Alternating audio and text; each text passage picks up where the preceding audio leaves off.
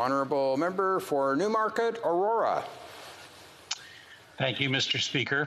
Today, I join you from the traditional territories of the Wendat, Haudenosaunee, and the Anishinaabe people, and the treaty land of the Williams Treaties First Nations to speak to Bill C-22, particularly on the issue of MMPs, or mandatory minimum penalties, in the Criminal Code and the Controlled Drugs and Substances Act. The importance of equitable sentencing laws in the criminal justice system cannot be overstated, and indeed, imprisonment represents one of the most grave intrusions by the state into the lives of individuals, and as such, sentencing laws must be carefully reviewed to ensure that they reflect the values that Canadians hold dear.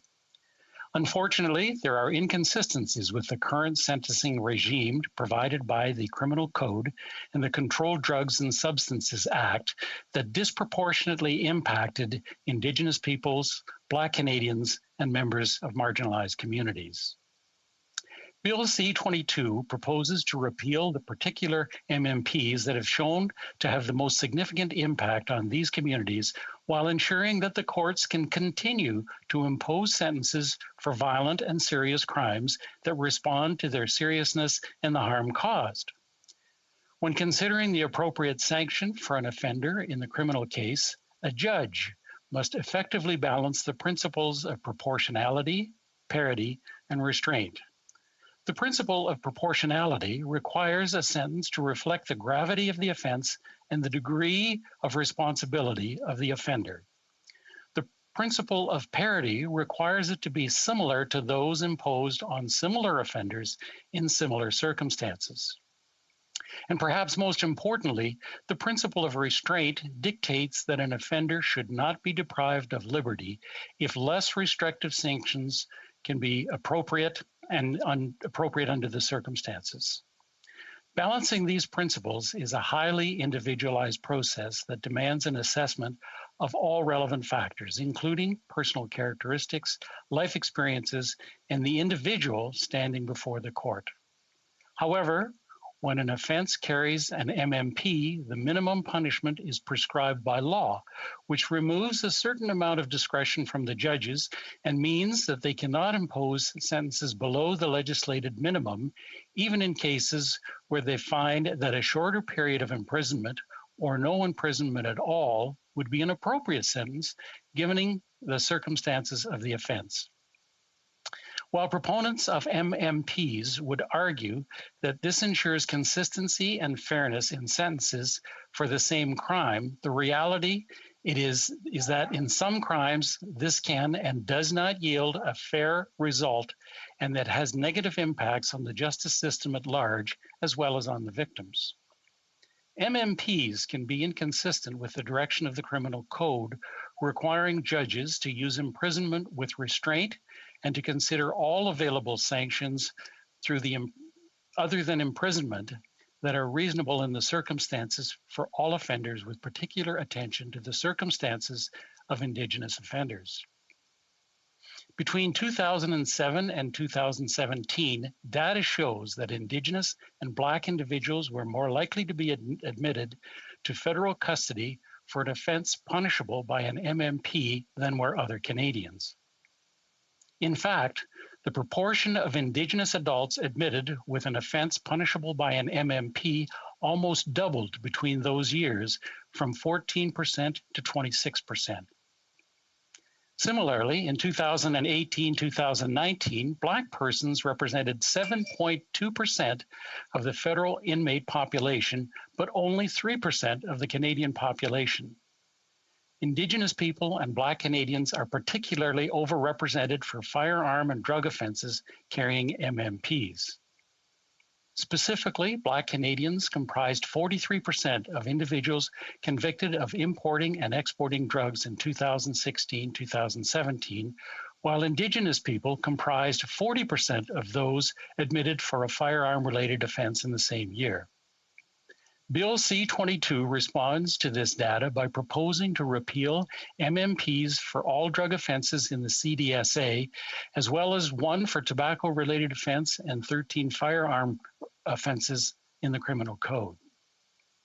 MPPs would remain for offenses such as murder, sexual assault, all child assault offenses, and for certain offenses involving restricted or prohibited firearms, or where the offense involves a firearm that is linked to organized crime.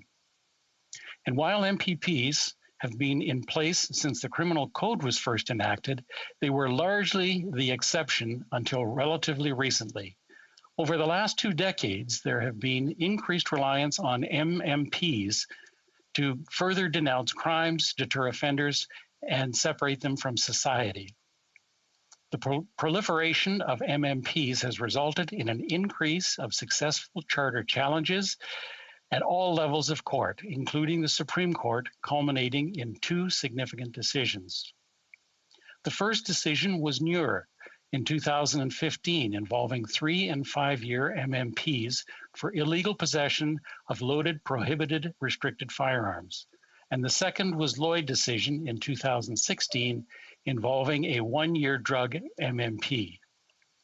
Both cases make it clear that the use of MMPs or offenses that cover a broad range of conduct is susceptible to charter challenges. And more charter challenges mean more trials, increased costs, and delayed justice and outcomes that are good for no one. It is my understanding that as of February the 8th, 2021, out of 560 ongoing charter challenges in Canada tracked by the Federal Department of Justice, 47% are challenges to MMPs.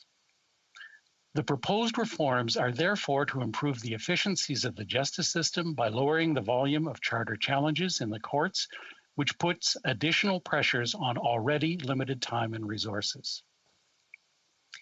The MMPs being repealed in this bill have failed to achieve their purported objectives, deterrence and the protection of public safety. Research has shown that increases in the severity of sanctions actually increase the likelihood of recidivism, thus failing to deter the crime or to protect the safety of the public. We know that a justice system that provides a one-size-fits-all response to crime can be ineffective and lead to unjust results for victims, for offenders, and for Canadians in general. Courts must have the flexibility to order sentences that reflect the circumstances of each case.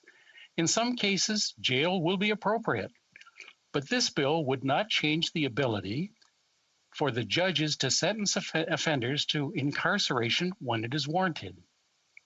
However, in other cases, sentences that are more effectively intended to address the root causes of the offense are better addressed, and to better address the harm caused may be more appropriate. I might add that they would be more effective in ensuring that public safety as well, because they reduce the likelihood of offending. The amendments proposed on Bill C-22 would ensure that the courts are still able to impose tough sentences for violent and serious crimes, while restoring their ability to consider the systemic factors that disproportionately impact Indigenous peoples, Black Canadians, and marginalized people, and impose non-custodial sentences or sentences for imprisonment below the MMP when satisfied that the sentence would be appropriate to the degree of responsibility of the offender and the gravity of the offense. The reforms would also respond to recommendations from many stakeholders in the area of anti-racism and criminal justice system, including key stakeholders in my riding in Newmarket, Aurora, who I had the pleasure of bringing together for a conversation with the Minister of Justice back in October. The Truth and the Reconciliation Commission has also called for the elimination of Indigenous overrepresentation in correctional institutions over the next decade, including through amendments to the criminal code in the area of MMPs. Similarly, in its final report, the National Inquiry into Missing and Murdered Indigenous Women and Girls called for all levels of government to evaluate the impact of MMPs on the over-incarceration of Indigenous women, girls, and 2S LGBTQA people, and to make the appropriate action that would address their over-incarceration. More recently, the Parliamentary Black Caucus, composed of senators and members from all parties, called for the elimination of MMPs in the statement issued on June 20th, 2020, which I am proud to support.